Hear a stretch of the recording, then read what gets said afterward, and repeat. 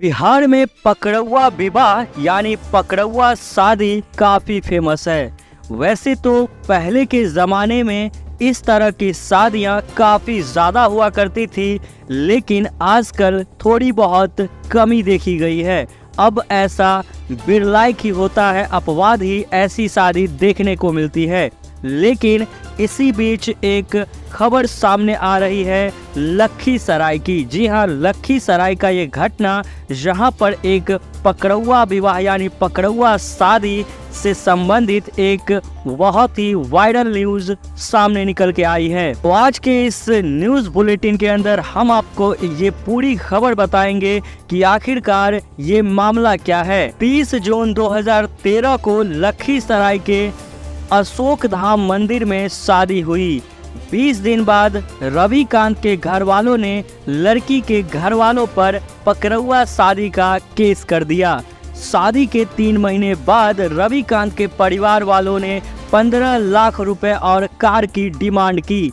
Cash और car नहीं दिए तो रविकांत के घर वालों ने दहेज के बदले जमीन मांग ली। वंदना के परिवार यानी लड़की वालों के परिवार ने 2 कट्ठा जमीन का प्रस्ताव दिया, पर बात नहीं बनी।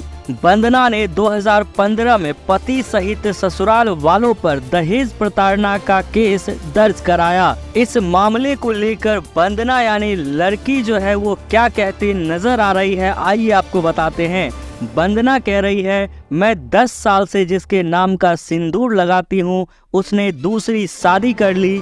जिसकी फोटो देखकर करवा चौथ का व्रत तोड़ती हूँ वह अब मुझे पहचानने से इनकार कर रहा है। मैं आज भी पति के इंतजार में हूँ, लेकिन अब वह अपनी अलग दुनिया बसा चुका है। शादी में हंस हंस कर उसने सभी रस्में निभाई।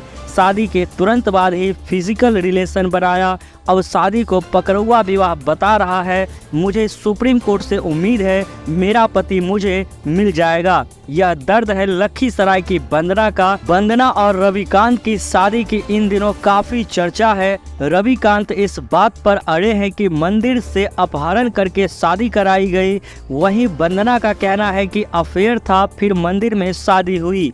लखीसराय कोर्ट ने शादी को सही बताया तो पटना हाई कोर्ट ने अमान्य करार दे दिया है। अब सुप्रीम कोर्ट ने हाई कोर्ट के फैसले पर रोक लगा दिया है।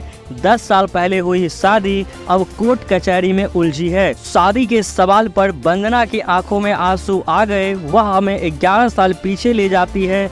वह अपने और रविकांत के अफेयर से कहानी की शुरुआत करती है।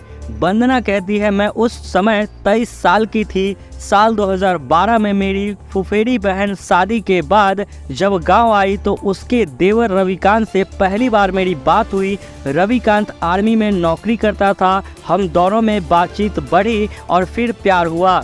वह जब भी छुट्टी में घर आता मुझसे मिलने भी आया करता था। 1 साल तक हम दोनों अफेयर में रहे। इस दौरान वह कई बार शादी के लिए प्रपोज किया। मैं परिवार के खिलाफ जाकर शादी नहीं करना चाहती थी, लेकिन रविकांत ने मेरी मां से बात की और उन्हें शादी के लिए मना लिया। वंदना बताती है, रविकांत ने मेरे घर वालों से बात कर शादी की डेट 30 जून 2013 को फिक्स कर दी। रविकांत अपने घर वालों को नहीं बताया। वह 30 जून 2013 को मेरे घर सुबह ही पहुंच गया। रविकांत शादी को लेकर बहुत खुश था। हंस हंस कर धोती पहना, चंदन लगाया और खुशी खुशी शादी के लिए अशोक धाम मंदिर पहुंचा। रात में हिंदू रीति रिवाज से हम दोनों की शादी हो गई। शादी के तुरंत बाद रविकांत ने मेरे साथ फिजिकल रिलेशन बनाया। अगले दिन रविकांत ने कहा कि मैं घर वालों को मना कर धूमधाम से तुम्हारी विदाई कराऊंगा। इसके बाद मेरी विदाई तो नहीं हुई, लेकिन जब जब हम मिले पति पत्नी की तरह रहे।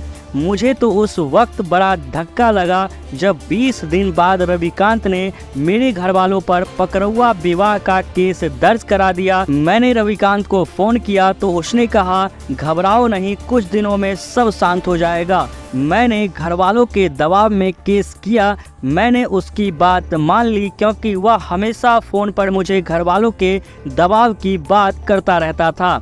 शादी के 3 माह बाद दहेज की डिमांड। जी हाँ, वंदना ने कहा कि शादी के 3 महीने बीत जाने के बाद और विदाई को लेकर कोई पहल नहीं हुई तो मेरे घर वाले रविकांत के घर नवादा पहुंच गए। मेरे ससुराल वालों ने विदाई के लिए 15 लाख रुपए नगद और एक कार की डिमांड कर दी।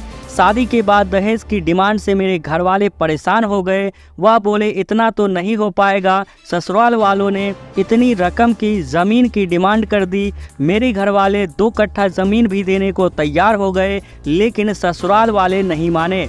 तो ये दोस्तों पूरा मामला यहाँ पर देखने को मिल रहा है, जो कि आजकल ये जो पकड़ुआ शादी यानी पकड़ुआ विवाह का जो इस तरह का मामला है वो आजकल काफ़ी सुर्खियों में है। तो ये पूरा मामला है जहाँ पर वंदना ने खुद ही बताया अपनी जुबानी कि किस तरीके से उनको यहाँ पर फंसाया गया और किस तरीके से उनका जो लाइफ है उनके ज़िंदगी के साथ खिलवाड़ किया गया।